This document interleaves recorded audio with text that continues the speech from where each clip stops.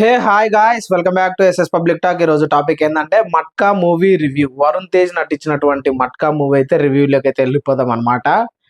అదేదో సినిమాలో మన వేణుమాధవ్ చెప్తారు, అంద మాదిరి షాటు తల్లి తిండికి లేక ఏడుస్తుంటది, పిల్లలకి అన్నం పెట్టనీక ఏడుస్తుంటది.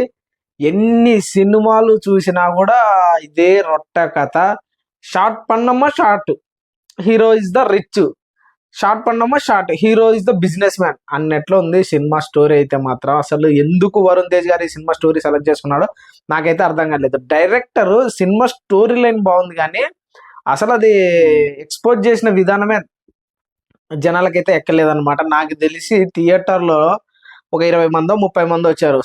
షో స్టార్టింగే 10 మంది 20 మంది అంటే ఇంకా అసలు మధ్యాహ్నం కల్లా ఈ సినిమా అయిపోతుంది. నేను ఎందుకు ఈ విధంగా చెప్తున్నానంటే, సినిమాలో సత్తా ఏమి లేదు.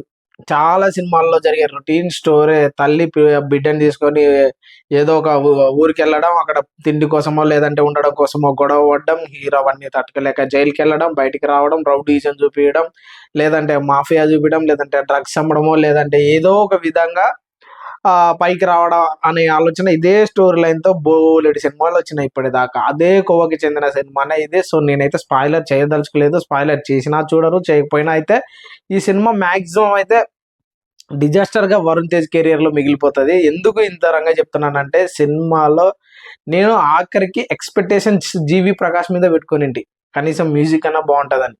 ఆ మ్యూజిక్, ఆ బ్యాక్గ్రౌండ్ మ్యూజిక్ అస్సలు దరిద్రంగా ఉంది.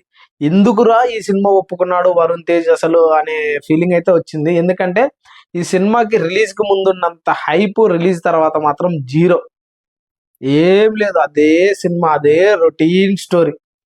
కానీ ఈ సినిమా ప్రొడ్యూసర్ మాత్రం అసలు ఆ వాల్యూ మాత్రం ఎక్స్ట్రాడినరీ చూపించినారు. కానీ వరుణ్ తేజ్ ప్రాణం పెట్టాడు.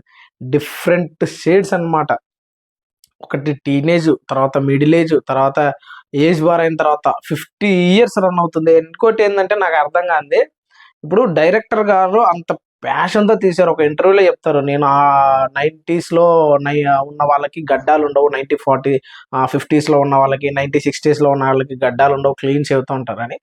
అంత గ్రిప్, అంత స్టోరీ రాసుకున్న పర్సన్ ఒకానొక సీన్ లో ఒకప్పుడు కర్నూలులో ఎందుకు ఇలా ఈ విధంగా చేసావని అయితే ఆడ ఒక సీన్ ఉంటుంది, మంచి హైప్ ఇచ్చే సీను. కానీ అప్పట్లో కర్నూలు అన్నారు, కుందనవోలు అంటారు.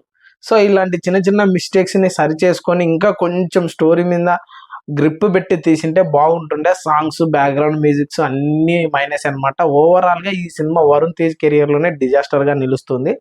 సో మనం ఇచ్చే ఈ సినిమాకి మనం ఇచ్చే రేటింగ్ ఏంటంటే 1.5. సో మీరు కూడా ఈ సినిమా చూసినట్లయితే చూసి, ఒకవేళ మీరు నా రివ్యూ కాదు, మీరు కూడా ఒకసారి సినిమా చూసి అయితే కామెంట్ చేయండి అనమాట. ఈ వీడియో కనుక నచ్చినట్లయితే like, share, subscribe. Thank you.